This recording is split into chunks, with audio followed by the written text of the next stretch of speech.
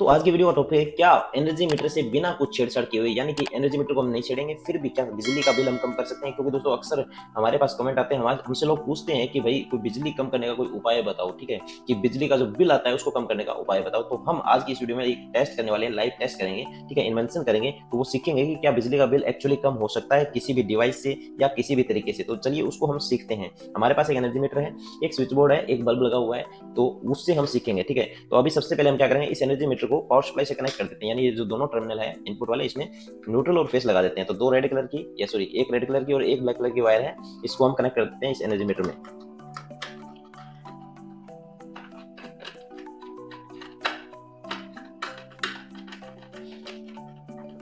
और इसको power supply से कनेक्ट कर देते हैं। एनर्जी मीटर सप्लाई आ चुकी है देखो, और स्विच को करते हैं ऑन, तो हमारा जो बोर्ड है उसमें भी बिजली आ चुकी है, ठीक है।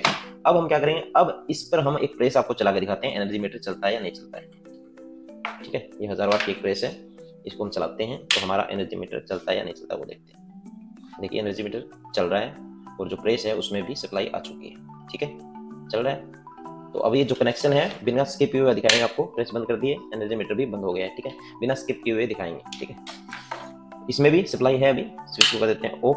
अब क्या करते हैं हम, अब हम जो पावर सेविंग वाली जो डिवाइस होती है या बिजली का बिल कैसे कम करें, वो डिवाइस कैसे बनती है, यानी वैसा कुछ करने वाले हैं ताकि हमें पता चले कि जो बिजली का बिल है वो कैसे कम कर सकते हैं, ठीक है। अब हम क्या करेंगे, अब लेते हैं हम एक कैपेसिटर, कितने का, 2.25 MFT का, ठीक है, और इसकी सप्लाई एक बार डिस्कनेक्ट कर देते हैं। 2.25 MFT का कैपेसिटर ले लिया और इसको कहाँ जोड़ेंगे वो आप देख लीजिए ध्यान से।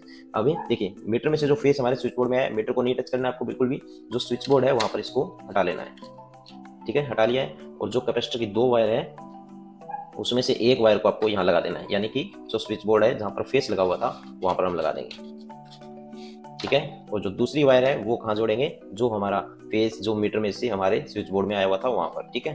अब क्या करेंगे, अब हम देखिए हो गए कनेक्शन, सब समझ में आ गए। अब क्या करेंगे, दोबारा से इसको पावर सप्लाई से कनेक्ट करते हैं। एनर्जी मीटर में सप्लाई आ चुकी है, जो स्विच बोर्ड है उसको हम चलाकर देख लेते हैं।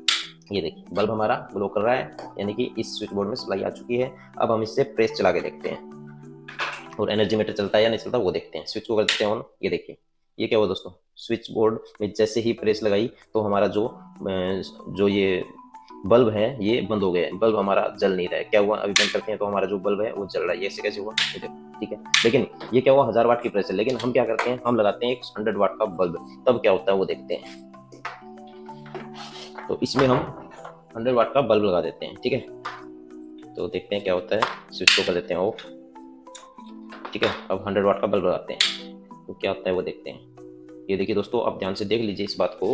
ये देखिए क्या हुआ है, 100 वाट का जो बल्ब है वो मीडियम जल रहा है। अभी आपको इसका ब्राइटनेस यानी बंद कर देते हैं बिल्कुल लाइट। ये देखिए 100 वाट का जो बल्ब है वो बिल्कुल मीडियम जल रहा है, बिल्कुल कम जल रहा है, ठीक है। तो प्रेस जलने का तो सवाल ही नहीं होता है। तो हमने क्या किया था, हमने लगाया था एक कैपेसिटर, ठीक है, 2.25 MFT का यहाँ पर कैपेसिटर लगाया था, जिससे क्या होगा जो बल्ब है वो कम जल रहा है। और उसकी वजह है कि ये जो कैपेसिटर है ये अंदर से जो सप्लाई इसके अंदर से फेस होकर निकल रहा है वो फेस क्या है, डाउन कर देता है, इसकी वोल्ट को गिरा देता है।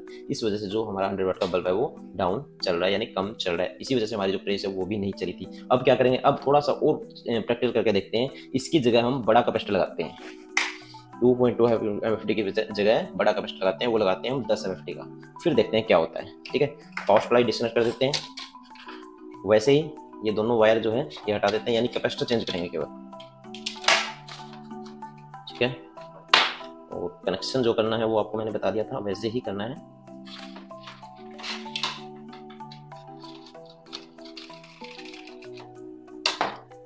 एक वायर यहाँ लगा दी, दूसरी वायर यहाँ फेस के साथ कनेक्ट कर दें, ठीक है। और अब देखिए अब क्या करेंगे, पहले ये वाला बल्ब लगाएंगे।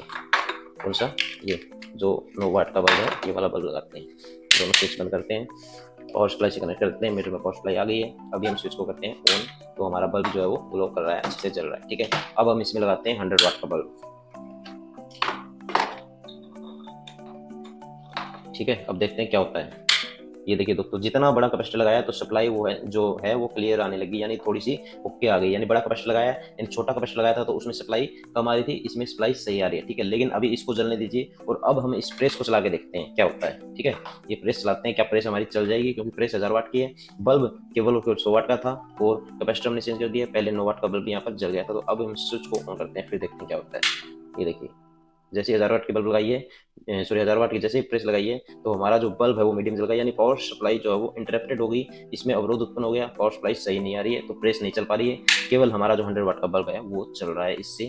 तो इससे क्या सीखने को मिलता है दोस्तों, इससे ये सीखने को मिलता है कि किसी भी प्रकार की जो डिवाइस होती है, जो पावर सेविंग डिवाइस होती है आजकल मार्केट में चल रही है, वो सब कोई फेक होती है। उससे आप चला सकते हो, देखो क्या चला सकते हो, आप चला सकते हो उससे 9 वाट की बल्ब चला सकते हो, 100 वाट का बल्ब भी आपका चल जाएगा, लेकिन अगर आप उससे जो हाई वोल्ट की चीज़ें होती है, जो कम ज़्यादा वाट की चीज़ें होती है, वो सामान आप नहीं चला सकते हो। किसी भी प्रकार का बिजली का बिल कम नहीं आता है उससे, ठीक है। बिल आता है कम, कैसे आता है वो आपको बता देते हैं। बिल कम आता है कि कैपेसिटर क्या होता है, पावर सप्लाई को कम देता है, ठीक है, यानी कि आउटपुट जो निकालता है कैपेसिटर, फेज जो निकालता है वो उसको डाउन करके निकालता है। उस वजह से थोड़ा बहुत क्या है कि वोल्ट कम होने की वजह से बिजली का बिल कम आ सकता है, अदरवाइज आप उस पर कोई भी हैवी सामान नहीं चला सकता है। तो आप क्या करें, ऐसे डिवाइस को मत खरीदें। किसी भी प्रकार की ऐसी डिवाइस खरीदने से आपको केवल और केवल नुकसान होगा, आपका जो है वो बिजली का बिल कम नहीं आएगा। वीडियो को शेयर जरूर कीजिएगा। धन्यवाद।